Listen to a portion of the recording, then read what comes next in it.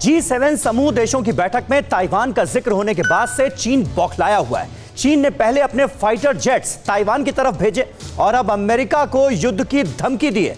Taiwan का नाम लेकर चीन ने कहा है कि वन चाइना पॉलिसी से इनकार करने वालों के साथ युद्ध की पूरी तैयारी है। चीन ने अमेरिका को चेतावनी दी है कि वो ताइवान से सैन्य संबंध तोड़ ले। चीन का कहना है कि ताइवान को वो खुद में जोड़कर रहेगा। क्या चीन और अमेरिका के बीच विध्वंसक युद्ध की पटकथा लिखी जा रही है? क्या ताइवान के बहाने चीन और अमेरिका के बीच बारूदी टकराव होगा? क्या दो जाने दुश्मनों के जिद की वजह से दुनिया विश्व युद्ध की ओर बढ़ रही है? जंगी आशंकाओं में लिपटे ये सवाल यूं ही नहीं उठ रहे हैं। इसके पीछे है बीजिंग के बारूदी बादशाह की महत्वाकांक्षा, जहरीले शी जिनपिंग की विस्तारवादी सोच और ड्रैगन का विश्वासघात। जमीन कब्जाने के लिए कुख्यात चीन ने ताइवान पर अपना अधिकार कायम करने के लिए अमेरिका से टकराने की तैयारी कर ली। लाल सुल्तान के दूत ने ताइवान को लेकर अमेरिका को धमकी दी। चीन के रक्षा मंत्रालय ने अमेरिका से ताइवान के साथ सभी सैन्य संबंध तोड़ने के लिए कहा है। अमेरिका के प्रवक्ता रेन गुआक्योंग ने कहा है, चीन को फिर से एकत्रित करना एक ऐतिहासिक जरूरत है और इसे कोई रोक नहीं सकता।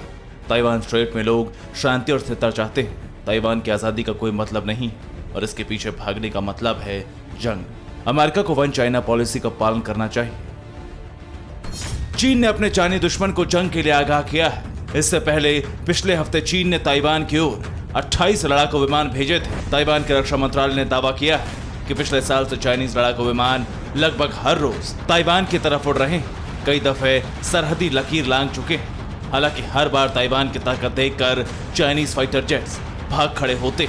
G7 समूह देशों की बैठक में जब से ताइवान का मसला उठा है, इसके बाद से ही चीन काफी ज्यादा बौखला गया है। G7 देशों के नेताओं की तरफ से बाकायदा कहा गया है कि ताइवान जल डमरू मुद्दे को शांतिपूर्ण तरीके से सुलझाना चाहिए और इसी के बाद से चीनी विदेश मंत्रालय के प्रवक्ता झाओ लिजियान की तरफ से आरोप लगाया गया कि ये उसके आंतरिक मामलों में हस्तक्षेप है। दरअसल इसके पीछे चीन की कसक है। चाइनीज प्रेसिडेंट की कब्जा नीति है। ताइवान को निकलने का ड्रैगन प्लान है। चीन के इस प्लान और बौखलाहट को समझने के लिए 71 बरस पीछे जाना होगा। इतिहास के अनुसार चीन और ताइवान की रार साल 1949 से शुरू हुई थी। 1950 में चीन पर माओ की कम्युनिस्ट पार्टी के कब्जे के बाद ताइवान ने खुद को स्वतंत्र कर लिया था। हालांकि चीन उसे आजाद मुल्क के तौर पर नहीं देखता।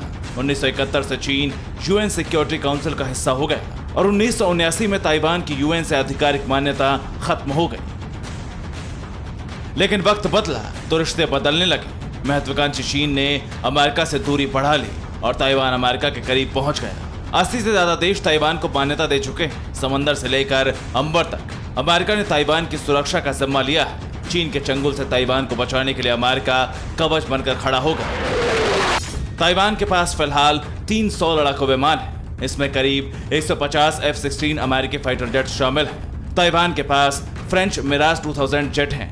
अमेरिका ने ताइवान को 237 करोड़ डॉलर की हार्पून मिसाइल बेचने की सहमति दे दी। अमेरिका अब ताइवान को F-35 भी देने की तैयारी में है।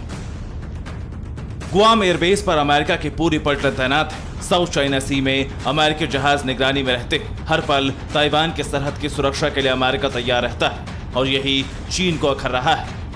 ताइवान पर कब्जा करने में चीन को अमेरिका की तैनाती अखरती है। यही वजह है कि चीन बार बार अमेरिका को धमकाता रहता है। एक बार फिर चीन ने अमेरिका को ताइवान से दूर रहने की चेतावनी दी है और यही चेतावनी विध्वंसक युद्ध का आधार बन रही है। विश्व युद्ध की पटकथा लिख रही है। Bureau report, TV9 Bharatvarsh. फिक्र आपकी, सोमवार से शुक्रवार रात 9 बजे सिर्फ TV9 भारतवर्ष पर।